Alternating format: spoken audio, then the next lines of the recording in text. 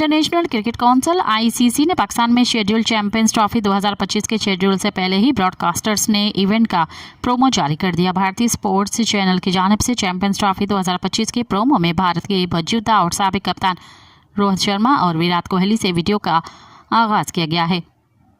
Champions trophy के promo में जनूबी अफ्रीका के डिकॉक और रिजा हैंड्रिक्स, ऑस्ट्रेलिया की कप्तान पैटकिंस, डेविड वार्नर, इंग्लैंड के जोफ्रा आर्चर, पाकिस्तान के फास्ट बॉलर शाहीन आफरीदी और भारत बाउलर जसप्रीत बुमराह के अलावा दीगर खिलाड़ियों को शामिल किया गया है।